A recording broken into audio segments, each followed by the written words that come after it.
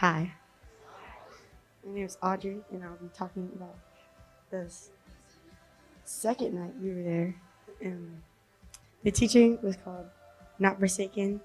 It was taught by Louis Giglio, and a lot of what my generation goes through is due to the lack of a father, like an earthly fatherly presence. And Romans 8:15 says, "For you do not receive the spirit of bondage again to fear, but you receive the spirit of adoption, by whom we cry out, Abba, Father." So being fatherless makes you have a greater chance of having anxiety, fear, and, believe it or not, suicidal thoughts. And this is what society has become, and it's sad and it's disappointing. It's disappointing because it's not God's original plan, because God wanted us to be in a family.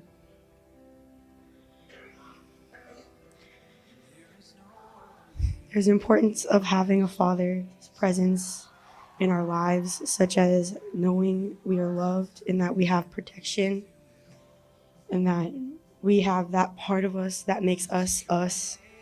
And Jesus came to change all of that. Romans 8:1 says, "There is now no condemnation to those who are in Christ Jesus, who do not walk according to the flesh, but according to the Spirit." The Lord has given you the spirit of adoption. You are no longer alone anymore. God is always there for you, but not everyone thinks so. And for this trip, God told me that I was going to have a new revelation, and I believe God gave me one, because I always thought I had a missing part of me. And 2 weeks ago at youth, I played the song "Lean Back" by Capital City, and that was the night that I realized that what that missing part of me was.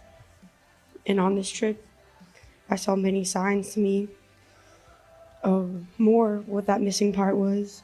And I never had a fatherly figure in my household growing up. I never got to do the things with a father that a daughter would do.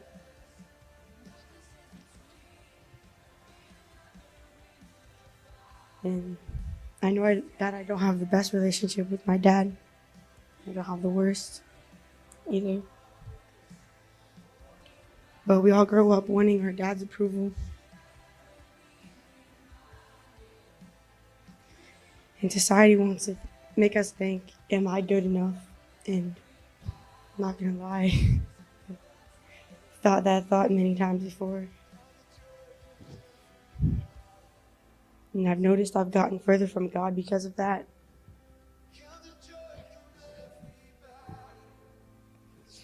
And I always thought the goal was getting to heaven, but the goal is to get to know Him. And on this trip, I found out that that piece of me that I was missing was because I didn't feel it with God.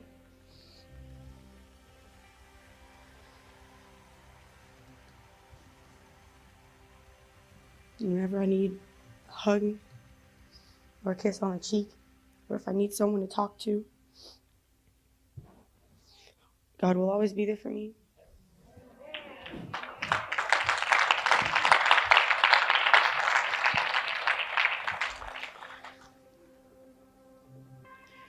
No matter what I do, no matter what I say, God will always be proud of me.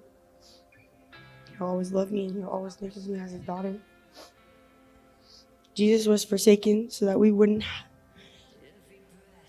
have to be. Jesus died so that we would be saved, so that I could know who my true Father is, and that I would have that missing part of me filled. Pastor Louis Giglio said this verse, Romans 8:10. "But if Christ is in you, the body is dead because of sin, but the spirit is life because of righteousness." And that's the thing.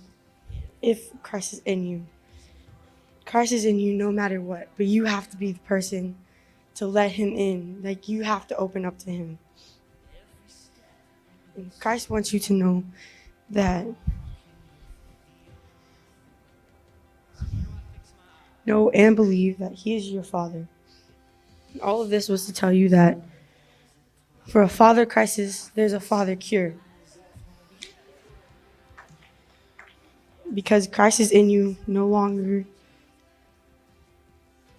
Oh, yeah, okay. Because Christ is in you, you no longer have a curse, you have a cure.